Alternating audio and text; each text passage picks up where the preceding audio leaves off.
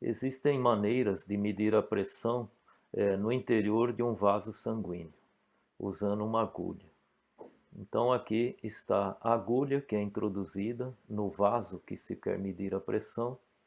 E aí aqui tem uma câmara e um lado da câmara tem uma membrana metálica elástica e muito fina que forma uma das paredes da câmara de líquido. Então o líquido entra aqui e essa membrana metálica é uma das paredes dessa câmara. E existem alguns métodos de medida, né? No caso A, usando a placa metálica e usando a capacitância. Quer dizer, a placa metálica é uma das placas de um capacitor. Então, com a pressão, vai variar a distância entre as placas e, com isso, a capacitância. No caso B, é usado um cilindro metálico, aí em vermelho, que entra na bobina, que é colocada aqui, e aí vai ser utilizado o conceito de indutância, quer dizer, conforme esse cilindro metálico entra na bobina, altera a indutância. E no terceiro caso, C, é usado um fio elástico muito fino. A resistência aumenta conforme o fio é esticado. E assim dá para monitorar o deslocamento da placa e fazer uma espécie de calibração. Este gráfico mostra os níveis de pressão observados nos vasos sanguíneos. Aqui está a pressão em milímetros de Hg, e essas pressões aí são relativas à pressão atmosférica. A pessoa está na posição horizontal. Assim, é observado na aorta, né, que a pressão oscila entre próximo de 120 milímetros e 80 milímetros, ou seja, uma pressão de quase 12 por 8. Nas grandes artérias, a pressão vai até um pouco mais, mostrando uma oscilação maior entre a máxima e a mínima.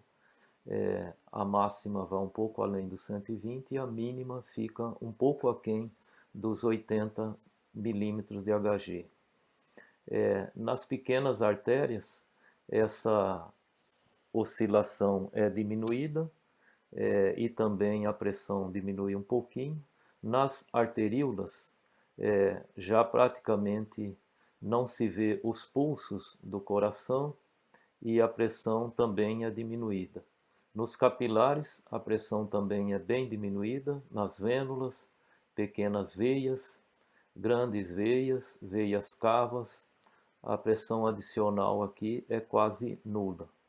E quando chega na região pulmonar, aqui nas artérias pulmonares, ocorre um aumento de pressão adicional, que provavelmente devido à resistência ao fluxo, e são observadas as oscilações aqui dos pulsos cardíacos. Bem, o hematócrito é definido como o percentual de volume de hemácias no sangue. O hematócrito normal é em torno de 42%. Ele pode ser determinado por centrifugação em capilar. Então aqui nós temos um capilar, no caso aqui, o capilar poderia ter um comprimento aqui de mais de 100 milímetros e eu vou colocar sangue até a altura de 100 milímetros.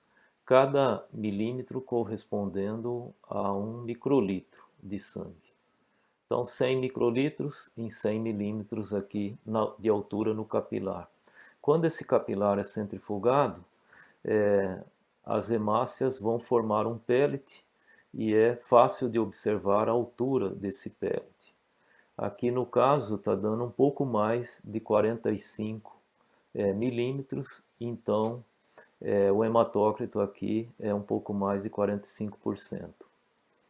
Esse no sangue normal, na anemia, o hematócrito pode ser abaixo de 20 e na policitemia pode dar acima de 50 a 60%.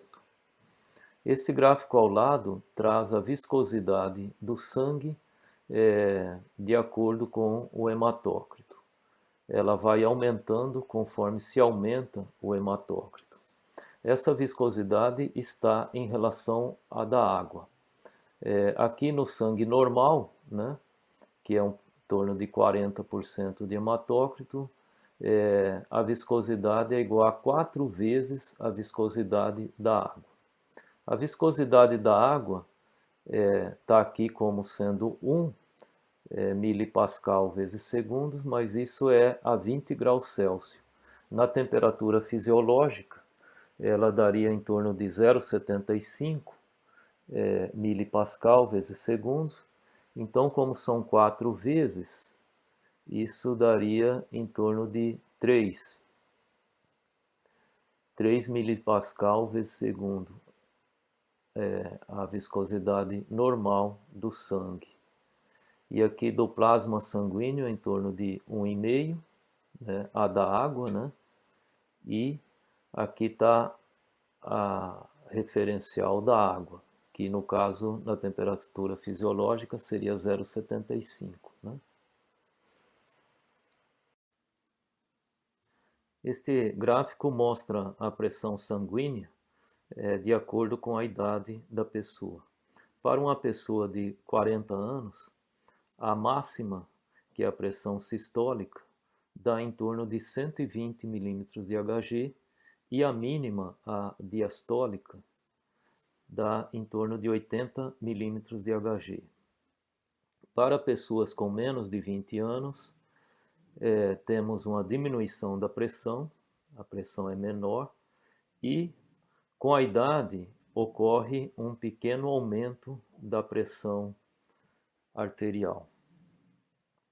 Isso provavelmente porque os capilares vão impor uma resistência ao fluxo sanguíneo maior com a idade.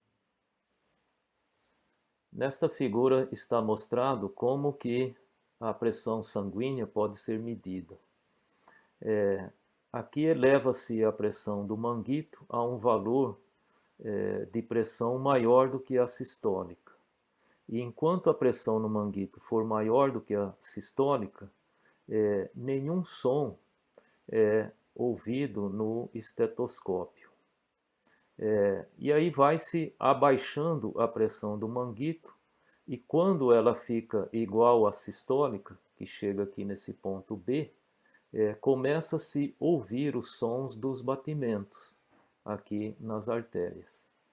E aí, abaixando ainda mais a pressão no manguito, vai chegar um momento que a pressão dele se iguala à pressão diastólica, que é essa de baixo, a mínima. E aí, quando isso acontece, o som fica mais abafado e a pessoa que está medindo percebe, de modo que com esse aparelho pode-se tirar a máxima e a mínima pressão sanguínea. Bem, quando a pessoa está de pé, a pressão sanguínea varia de acordo com a altura. Aqui, na altura do pescoço, temos um referencial onde essa variação é igual a zero, ou seja, a pressão sanguínea aqui nessa altura é igual à da atmosfera. Para tecidos a uma altura maior, a pressão sanguínea diminui. No caso aqui no seio sagital, está havendo uma diminuição de 10 milímetros de Hg. E aqui próximo dos pés, há um aumento de pressão devido a essa altura ser menor, de 90 milímetros de Hg. Para evitar pressões grandes aqui nas pernas e nos pés, existem essas válvulas venosas nas pernas, de modo a dificultar o fluxo de sangue para baixo. Quando o sangue flui para cima, a válvula aqui se abre facilmente. E quando ele vai descer, a parte de sangue que vem aqui prende essa válvula e dificulta o fluxo para baixo. Isso faz com que a pressão aqui nas pernas e nos pés seja diminuída. Com a idade, essas válvulas vão perdendo a força e ocorrem pressões maiores aqui nessas artérias das pernas e pode ocorrer a flebite. E da flebite, com esses ferimentos, pode resultar na formação de coágulo e do coágulo vai provocar a embolia pulmonar. Ou seja, pode provocar a embolia pulmonar. É quando os coágulos atingem os pulmões, entupindo os capilares, e aí o coração vai trabalhar a mais até infartar. Bem, o débito cardíaco é dado pelo número de litros de sangue que passa pelo coração em cada minuto. Uma pessoa normal e no repouso tem um débito cardíaco de 5 litros por minuto. Interessante que o débito cardíaco pode ser medido pelo consumo de O2. E existem aparelhos que podem medir a quantidade em ml de O2 que a pessoa está respirando por minuto. Nesta figura está representado o pulmão, destilado o sangue venoso, destilado o sangue arterial. Aqui, no lado arterial, a concentração de O2 no sangue é de 200 ml de O2 por litro de sangue. E no lado venoso, a concentração de O2 é menor. Ela é aproximadamente 160 ml de O2 por litro de sangue. Assim, quando 1 litro de sangue passar pelos pulmões, há a necessidade de absorver 40 ml de O2. Veja, porque de 160 tem que passar para 200 ml por litro. De modo que toda vez que passar 1 litro de sangue pelos pulmões, saindo aqui do lado arterial, terão que ser absorvidos 40 ml de O2. Se passar 1 litro por minuto, teria que ser absorvido 40 ml de O2 por minuto. Se passarem 5 litros por minuto, então a taxa de absorção de O2 aqui seria de 200 ml por minuto. E essa é a quantidade que uma pessoa normal respira e a quantidade que é absorvida no pulmão desse O2. Então, repetindo aqui, para cada litro de sangue que circula pelos pulmões, são absorvidos 40 ml de O2.